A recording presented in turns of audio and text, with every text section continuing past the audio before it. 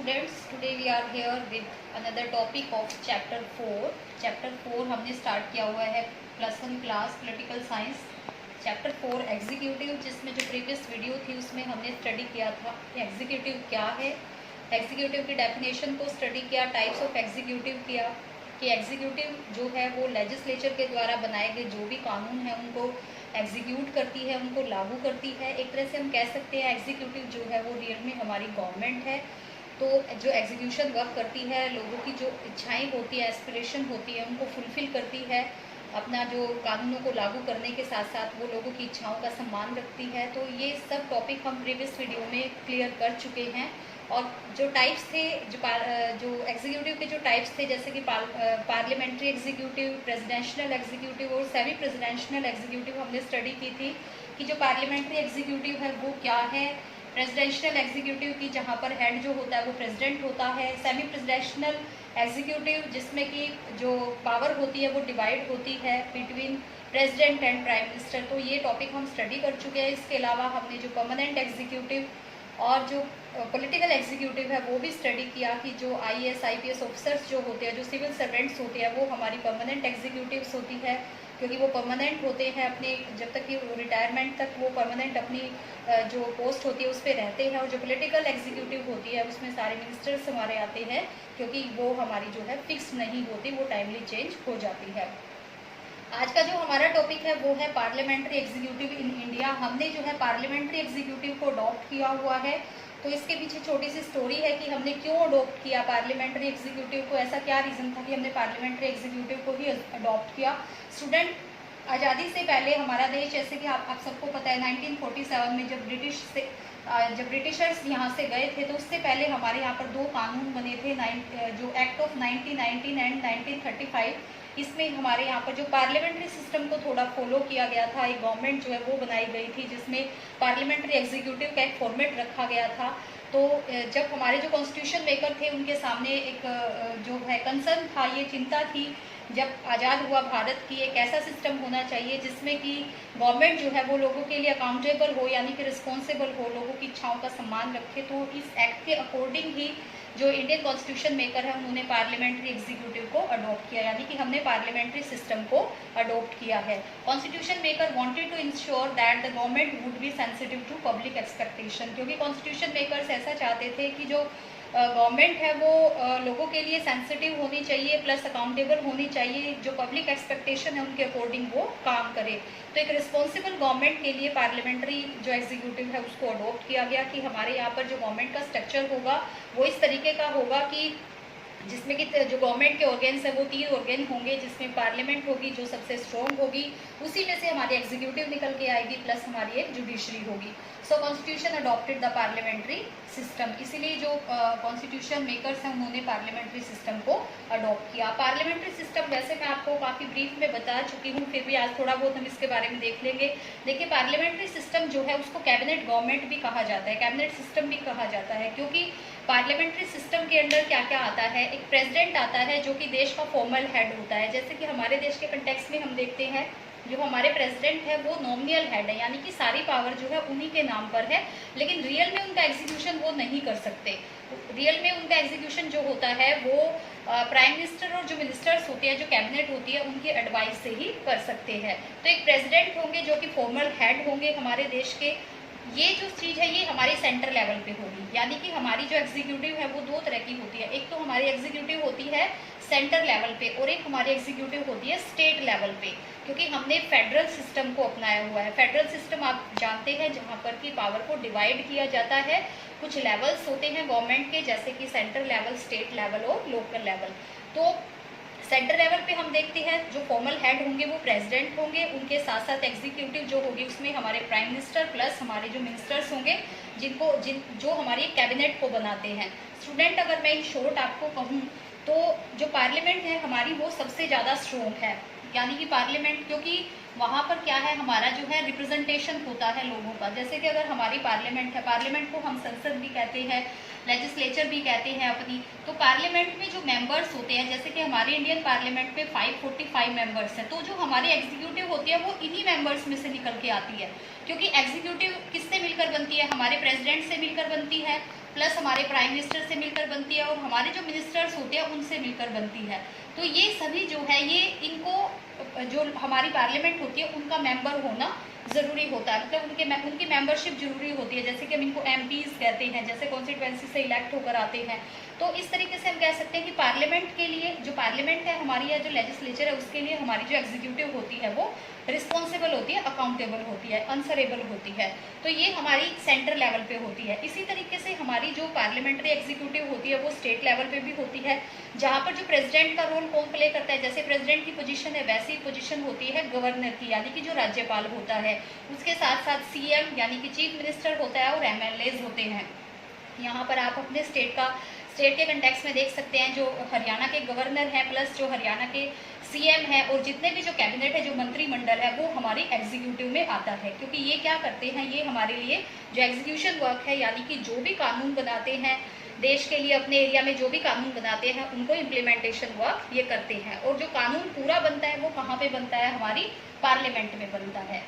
या पार्लियामेंट को हम लेजिस्लेचर भी कह सकते हैं, इसको हम संसद भी कहते हैं। तो स्टूडेंट, आई होप आपको ये इतना टॉपिक क्लियर हो गया होगा कि हमारी जो पार्लियामेंट्री सिस्टम है उसके पीछे अडॉप्ट करने के पीछे क्या रीज़न था, कि हमें एक अकाउंटेबल, एक सेंसिटिव, एक रिस्पॉन्सिबल गवर्नमेंट की ज़रूरत थी। इसीलिए हमने, देखो, अगर हम प्रेसिडेंशियल फॉर्म भी अपना सकते थे, लेकिन प्रेसिडेंशियल फॉर्म ना अपनाने के पीछे रीज़न यही था कि जो प्रेसिडेंट, अगर प्रेसिडेंट के पास, एक ही व्यक्ति के पास सारी पावर होगी तो वो कहीं ना कहीं एक मोनोपोली राइट्स, जो उसके राइट्स होते हैं उनका मिसयूज़ ना कर दे, मतलब इस तरह की सिचुएशन क्रिएट ना हो जाए।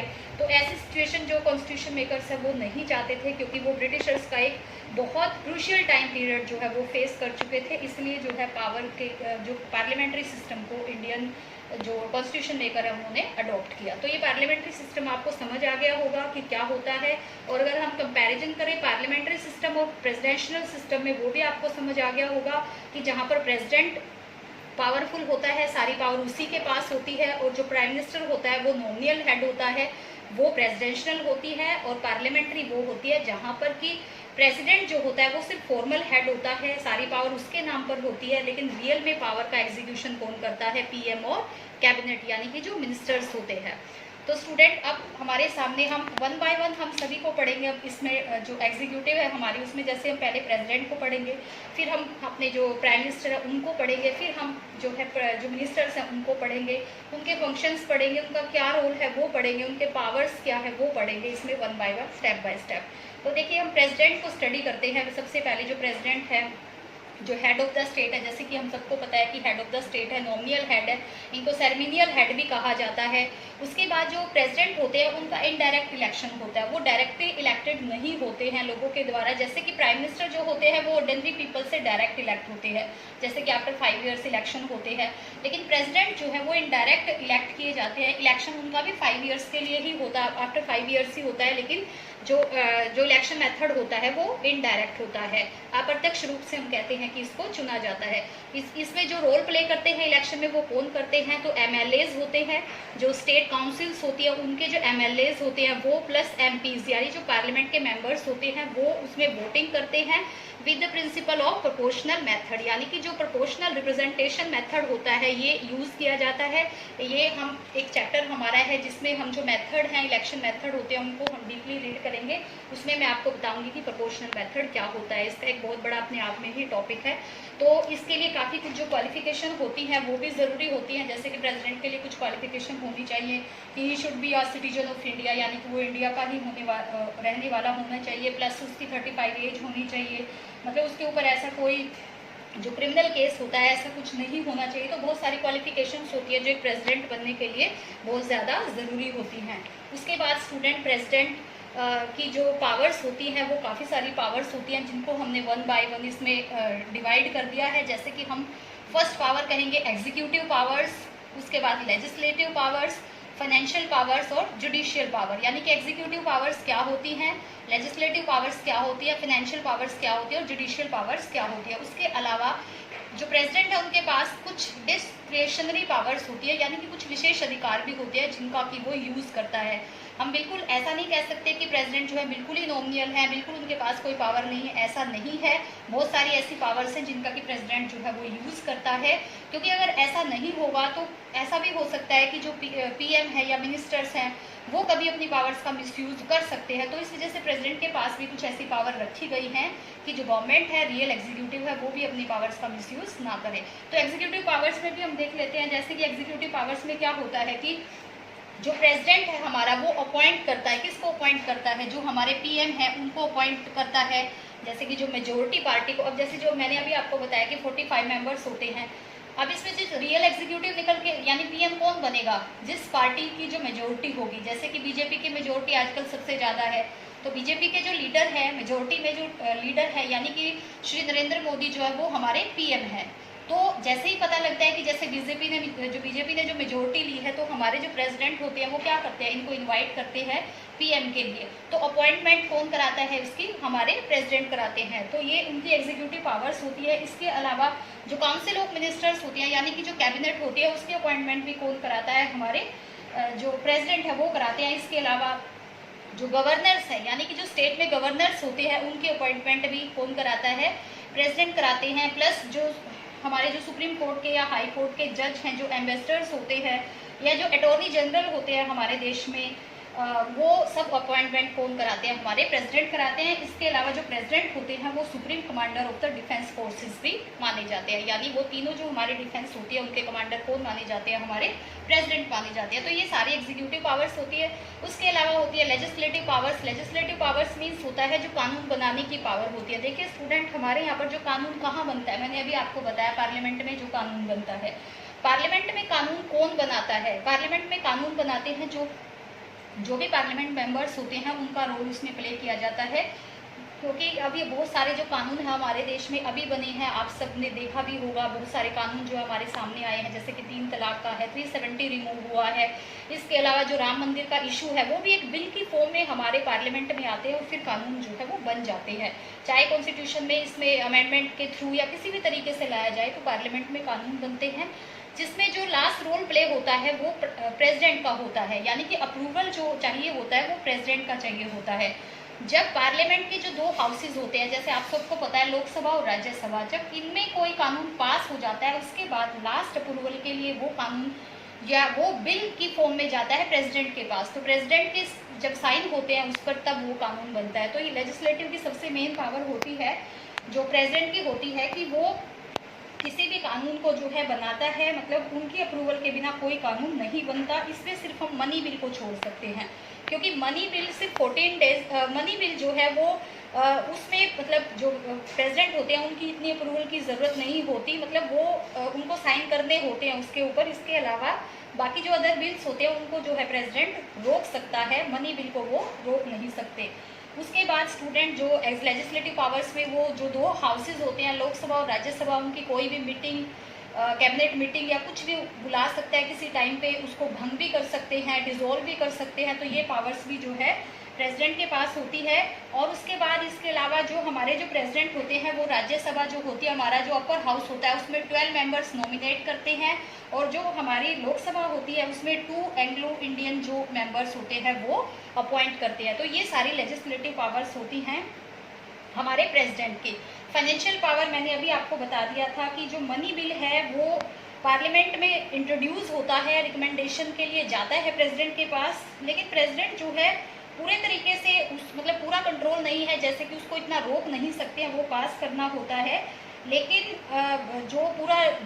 लेकिन इन्फॉर्मेशन कलेक्ट करने का जो राइट होता है वो हमारे प्रेसिडेंट के पास होता है। जो हमारा फाइनेंस कमीशन होता है उसको भी हमारे प्रेसिडेंट जो है अपॉइंट करते हैं, जैसे कि हमारा 15th फाइनेंस कमीशन जो है वो अपॉइंट किया था 2017 में, जो प्रेसिडेंट के अप्रूवल के बाद ही अपॉइंट किया जाता है।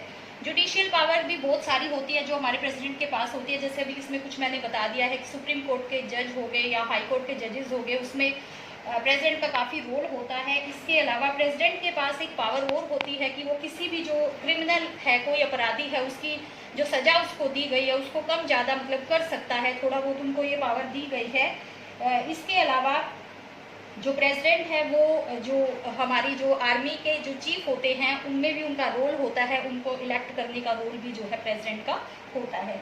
तो स्टूडेंट ये हमारे जो प्रेसिडेंट है उनकी पावर है जो कि हमने स्टडी कर ली है वन बाय वन। इसके अलावा कुछ और अलग पावर भी उनको दी गई है जो इमरजेंसी टाइम में वो लागू कर सकते हैं। उनको डिस्क्रेशनरी पावर कहा जाता है, कुछ विशेष अधिकार होते हैं, वो हम नेक्स्ट वीडियो में ब्रीफ में स्टडी करेंगे।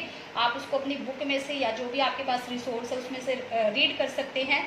और आई होप आपको ये पूरा टॉपिक समझ आ गया होगा कि पार्लियामेंट्री एग्जीक्यूटिव क्या है, उसमें क्या क्या जो executive central level state level पे क्या होता है, और जो हमारे नॉमिनल एग्जीक्यूटिव है यानी कि हमारे जो प्रेसिडेंट है उनकी पावर, उनकी जो क्वालिफिकेशन हो गया, एक तरह से उनकी पावर्स होगी, वो सब आपको, या उनकी क्या पोजीशन है देश में, वो आपको समझ आ गया होगा। नेक्स्ट वीडियो में इसी को कंटिन्यू रखेंगे। प्लस हमारी जो जैसे कि मैंने आपको बताया कि स्टेप बाय स्टेप हम पीएम और काउंसिल ऑफ मिनिस्टर को स्टडी करेंगे, तो जो एग्जीक्यूटिव को हम पूरा उसमें डिटेल से स्टडी करेंगे। Thank you so much.